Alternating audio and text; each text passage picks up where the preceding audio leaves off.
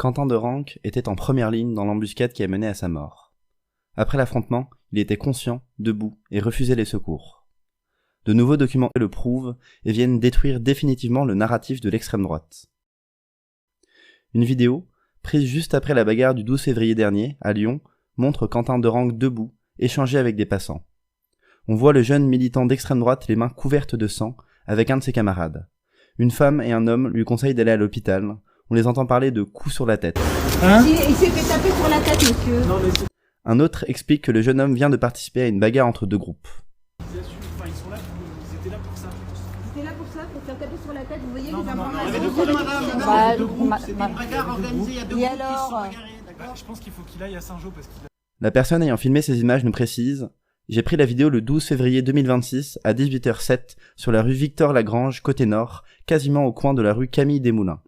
En recoupant avec des images de la rue disponibles sur Google Maps, nous sommes en mesure de certifier qu'il s'agit précisément du 14 rue Victor-Lagrange.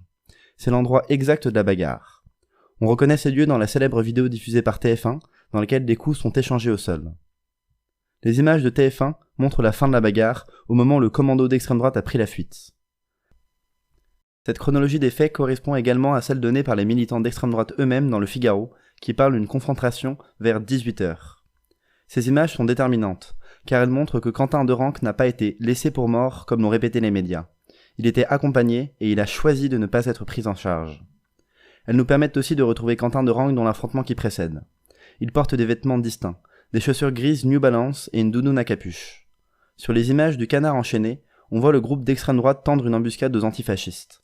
Les militants néo-nazis vêtus de sombre et masqués jettent une torche incandescente. Puis ils attaquent, avec une gazeuse, un parapluie et une béquille, des antifascistes qui répondent à main nue, pour certains à visage découvert. Quentin de Ranc apparaît en première ligne. Il donne des coups. Sur d'autres images, celles que nous avons révélées, on peut également identifier Quentin de Ranc en garde, à l'avant du groupe d'extrême droite. Il prend part au combat. Quentin de Ranc porte une cagoule tout au long de la bagarre. Sur les nouvelles images qui suivent ces violences, il porte toujours sa cagoule, retroussée sur son nez. Il est debout, parle normalement aux passants. Bien qu'il ait subi de graves lésions, rien n'indique une blessure irréversible. Quentin de Ranc a participé à une violente bagarre initiée par son groupe, et il est reparti sur ses deux jambes.